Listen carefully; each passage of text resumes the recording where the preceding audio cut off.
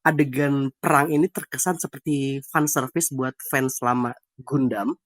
Ya, tapi meskipun gue ngerti ya, hal tersebut tuh kayak nggak ngubah fakta kalau misalnya penceritaan kayak gitu tuh nggak enak banget buat penonton baru kayak kita. Halo semua, halo kakak, abang-abang, kembali lagi di Muepedia. Hari ini kita kembali lagi setelah tidak lama bertemu. Hari ini kita bakal ngomongin film yang minggu kemarin mulai tayang di Indonesia. Ini film dengan dari franchise terkenal, ini franchise kesukaan sepuh-sepuh semua, franchise Gundam. Kali ini kita ditemani oleh satu sepuh pergundaman Indonesia dan juga dengan dua poster Gundam. Silakan, abang. Oke, dari filmnya sendiri yang kita bakal bahas ini adalah soal Gundam Geekworks, film Gundam Geekworks atau yang mungkin teman-teman suka bilang itu disebutnya Gundam Gundam Jancuk gitu, mungkin lah bisa dibilang. Project ini termasuk adalah hal yang menarik karena dari itu sendiri melakukan kolaborasi dari dua studio sekaligus. Studio yang biasa menggarap Gundam yaitu Studio Sunrise, lalu bekerja sama dengan Studio Kara. Studio Kara ini sendiri adalah salah satu studio yang sudah lama berkecimpung dalam menggarap salah satu anime mecha terkenal lain, yaitu Evangelion. Dari hasil kolaborasi ini sendiri menghasilkan beberapa hal-hal menarik. Salah satunya adalah mungkin dari pembawaan cerita atau bagaimana visi dari cerita yang biasa kita lihat di Gundam, akhirnya kita bisa lihat juga ada sedikit bumbu-bumbu dari mungkin yang kita bisa lihat ada di Studio Kara yang biasa membuat anime Evangelion itu sendiri. Salah satu efeknya adalah yang bisa kita lihat adalah desainnya sendiri yang lumayan mencolok, berubah dari desain Gundam yang biasa kita bisa lihat. Ada beberapa yang bilang kalau ini adalah hasil dari campur tangan dari Hideaki Anno yang mendesain Gundamnya itu sendiri. Karena kalau kalian tahu sendiri, Gundam sebelumnya itu desainnya nggak kayak yang kalian lihat di movie Gundam Geekworks ini. Lalu dari filmnya sendiri, ada beberapa hal yang bisa dibagi dari ceritanya, yaitu adalah prolog dari filmnya dan cerita utamanya atau inti dari ceritanya. Kita bisa lihat dari mungkin sekitar 20-30 menit awal, kita bakal disuguhin sebuah cerita yang sebenarnya adalah recap dari Gundam yang tayang di tahun 1979. 79-78 gitu. Intinya ini adalah salah satu recap dari Gundam lama, Gundam pertama banget, mbahnya Gundam, tapi dibuat secara what if. What if ini sendiri maksudnya adalah yang kalau gue jelasin secara singkat, bagaimana ceritanya kalau robot Gundam ini, Mobile Suit Gundam ini diambil alih oleh pihak yang berlawanan atau pihak lainnya. Di saat ada dua pihak yang berperang di cerita itu, kemudian secara tiba-tiba bagaimana ceritanya kalau Gundam ini berhasil didapatkan oleh pihak yang satunya lagi. Hingga hasilnya adalah seperti yang akan diceritakan di animenya itu. Bisa dibilang kayak mungkin bakal agak membingungkan juga ya buat orang yang belum nonton ya menurut gua. Jadi intinya adalah ceritanya ini membuat bagaimana what if dari cerita yang pernah ada sebelumnya hingga dibuat menjadi sebuah cerita baru.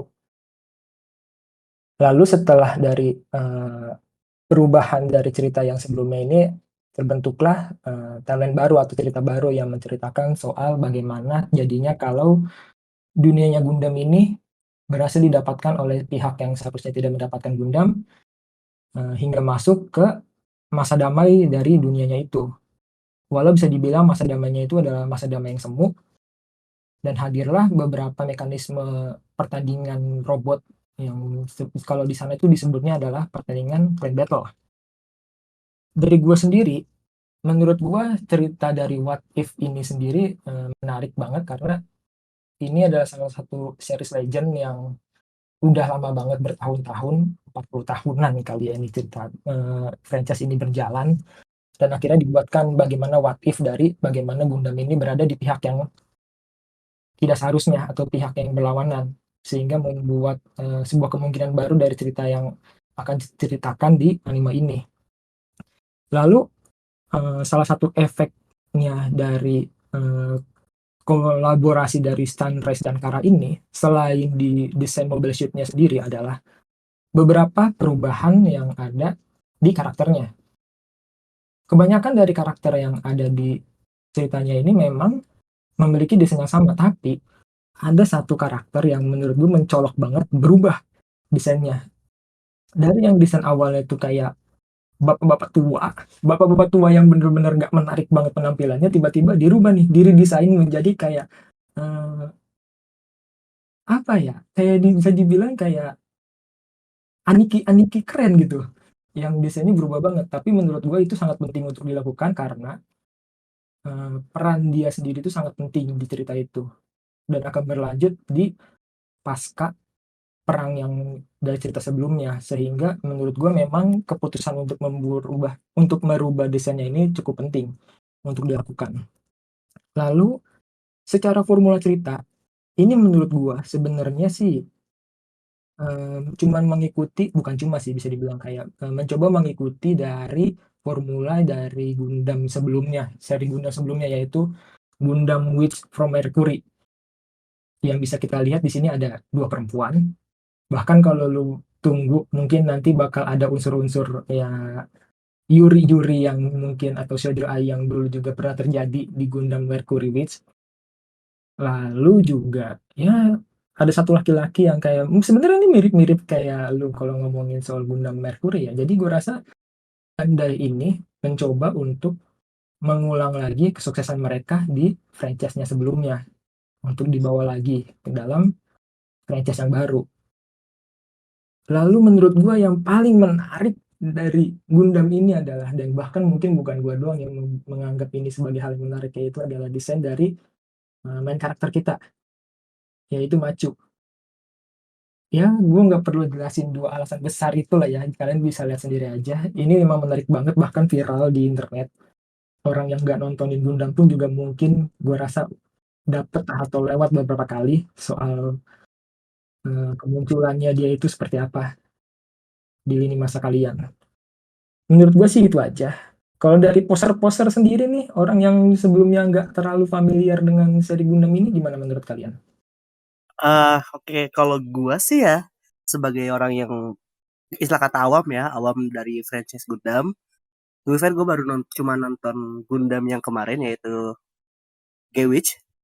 Eh, Menurut gue Gundam yang ini nih lumayan menarik karena pertama seperti yang udah jelasin tadi, kalau misalkan di versi movie-nya ini kita dapat kita dapat scoop eksklusif gimana perang perang antara federasi dan kerajaan itu berlangsung, tapi dengan suatu twist ya yang tadi udah dijelasin.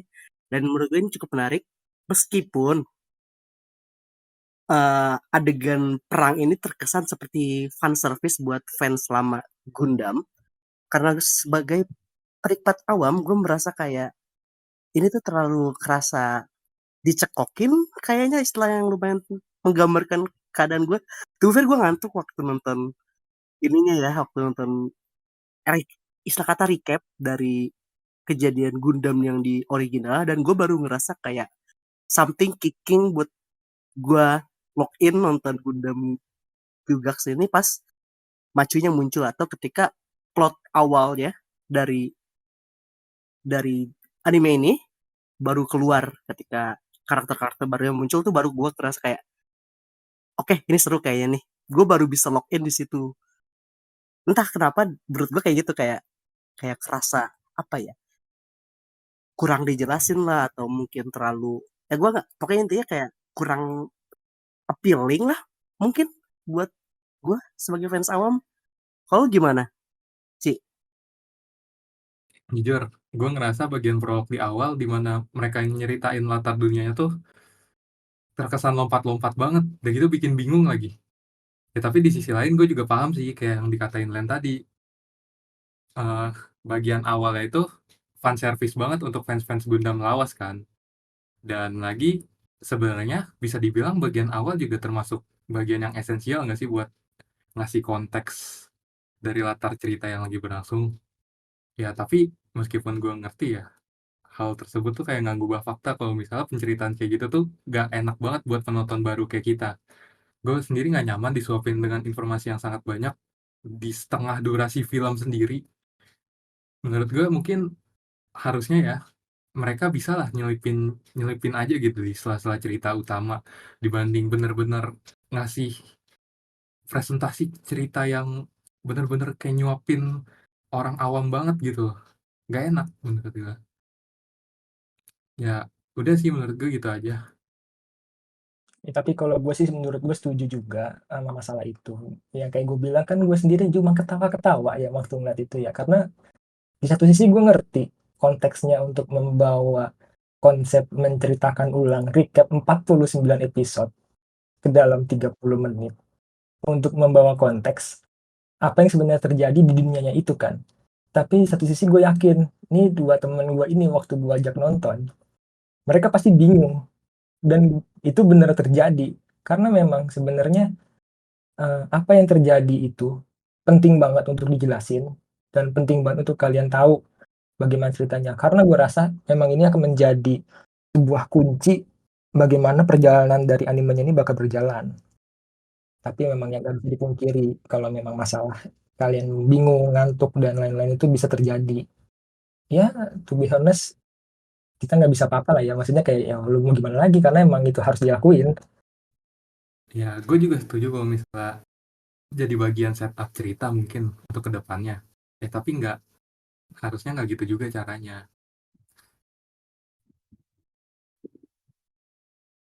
Kayak terlepas dari prolog yang kontroversial dalam tanda kurung, gue suka sama style artistik yang dibawa sama studio Kara dan staff-staff yang bekerja dalam anime Gundam Kyugax ini. Terasa desain terasa lawas, terasa nostalgic buat fans Gundam dan juga buat teman-teman penonton anime biasa. Tapi selain terasa nostalgic dan terasa lawas, desainnya juga terasa cukup modern sehingga nyaman dan menarik untuk dilihat fans-fans baru. Dan ini salah satu hal yang cukup gue apresiasi karena ini menurut gue unik dan enak banget buat ditonton di sisi artistik dan desainnya. Belum juga animasi yang wah, yang lumayan wah dan ajib juga, banyak scene-scene menarik, scene-scene bagus, scene-scene fantastis. Dan ini menjadi nilai plus bagi gue buat mengkonsumsi atau nonton film Gundam kemarin. Ya menurut gue bener banget gimana mereka bisa nyatuin desain karakter lama yang di revamp sama karakter anime modern yang kesannya moe. Itu unik banget sih. Cocok buat penonton-penonton baru yang kayak kita, sekaligus ya masih nyaman juga harusnya ya menurut gue untuk penonton-penonton yang lama. Karena mereka nggak sepenuhnya mengubah desain karakter yang sudah ada, tapi cuma meng-revamp gitu. Dan lagi menurut gua Sunrise ini udah terkenal dengan animasi Gundam, udah terkenal dengan animasi 3D-nya kan. Gue sendiri sebagai fans Love Live udah tahu lah gimana kapabilitas Sunrise dalam membuat 3D animasi yang bagus. Dengan gimana mereka bisa nampilin pertandingan robot-robotnya ini, menurut gue 3D yang dihadirkan tuh smooth banget, nggak kerasa aneh, nggak kerasa uncanny.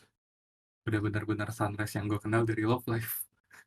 Sorry fans Gundam. Ngomong-ngomong masalah desain, ngomong-ngomong masalah artistik, style, dan lain-lain, gue baru kenal Macu gak sampai 1 jam. Gue gak kenal Macu selama itu, tapi gue ngerasa ini karakter yang kalau ada yang berani messing sama dia, gue maju duluan. Aduh, ya kayak tadi gue bilang di awal, ini bener-bener kayak kemunculan si Macu ini bener-bener memberikan impact yang luar biasa. Bahkan bagi orang-orang yang gak ngikutin Gundam sekalipun juga pasti tahu dan merasakan apa yang gue maksud gitu loh. Ya terakhir, gue menantikan banget cerita ke depannya. Gue rasa bakal banyak hal-hal menarik setelah gue melihat banyak sekali setup di movie ini. Mulai dari cerita what if di awal itu sampai ke pertandingan robot. Gue penasaran sih gimana cara mereka bakal menyambungkan dua hal itu. Patut dinantikan lah. Kalau kalian? Oke, menurut gue sih memang anime ini kan hasil kolaborasi dari Studio Khara yang selama ini kita tahu menggarap anime Evangelion ya. Gue masih bingung juga sebenarnya bagaimana arahnya dari si, gue mungkin nyebutnya Hideaki Anno ya, dengan visi misinya yang selama ini kita tahu membuat Evangelion seperti apa, dulunya membuat cerita yang mental banget, habis itu bikin cerita yang dark banget, setelah itu yang terbarunya membuat kayak semua orang berhak bahagia gitu dengan caranya.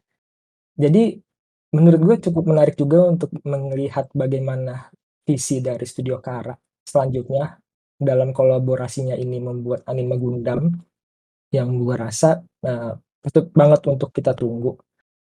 Dan gue rasa ini menjadi, sebuah terobosan baru juga untuk Bandai membuat Gundam lebih relevan lagi ke masyarakat atau ke audiens-audiens baru. Kayak tadi kita lihat kan, lu sebagai 2 orang yang dari dulu gua selalu coba racunin nonton Gundam, akhirnya mau gitu, mau ngikutin satu seri Gundam setelah keberhasilan dari G-Witch kemarin kan.